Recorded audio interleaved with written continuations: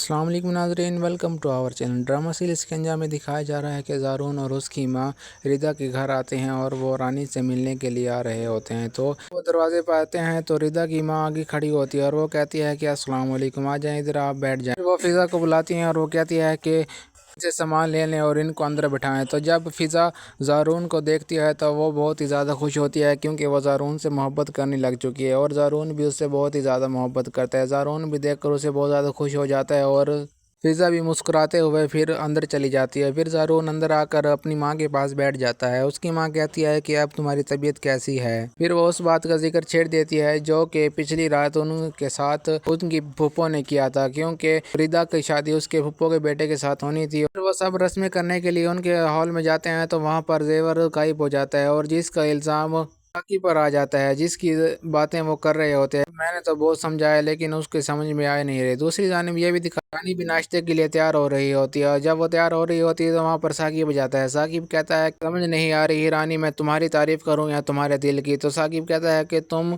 इतनी परफेक्ट कैसे हो सकती हो, जो कि अंदर से भी बहुत साफ़ सुथरी और बाहर से भी बहुत ही खूबसूरत हो। जब ये रानी बात सुनती है वो बहुत ज़्यादा खुश हो जाती है कि साकिब उसकी तारीफ कर रहा है। फिर रानी उसको कहती है कि चलो अब चलते हैं, लेकिन फिर रानी को याद आ जाता है कि अब मैंने एक सेल्फ़ी बनवानी है। फिर वो कहती है कि मुझे अपना मोबाइल दो। फिर वो साकिब का मोबाइल लेकर एक सेल्फ़ी बनाती है जिसमें वो बहुत ही ज़्यादा खूबसूरत आ रहे होते हैं। फिर रानी उसे कहती है कि अब ये जो पिक्चर हमने बनाई है इसको स्टेटस पे लगाओ और कहो कि हम मैरिड हो चुके हैं। तो फिर रानी कहती है कि चलो अब चलते हैं जल्दी, कहीं चाय ठंडी ना हो जाए, क्योंकि मुझे तो गर्म चाय पीने की बहुत ही ज़्यादा ज़रूरत होती है। मैं तो गर्म चाय ही पीती हूँ। फिर जब वो ब्रेकफास्ट करने के लिए आते हैं तो वो पहले अपनी माँ से मिलती है और फिर अपने भाई से भी मिलती है। फिर जब रानी चाय पीने लगती है तो वो तो कहती है कि ओहो, चाय तो ठंडी हो चुकी है। फिर वो रिदा कहती है कि भाभी मैं चाय गर्म करके लाती हूँ। तो रानी कहती है कि नहीं, तुम रहने दो, तुम्हारी आगे ही बहुत ज़्यादा तबीयत ख़राब है। फिर रानी की माँ कहती है तो तुमने तो मुझे बताया ही नहीं कि रिदा की तबीयत ख़राब है। तो उसकी माँ कहती है नहीं, कोई तबीयत ख़राब नहीं है, ऐसे ही थोड़ा सा तबीयत ख़राब हो गई थी थकन की वजह से। रानी कहती है कि नहीं, उनको तो एक बहाना चाहिए था जलील करने का और उन्होंने जलील कर दिया, जिसकी वजह से रिदा की पूरी ज़िंदगी तबाह हो चुकी है।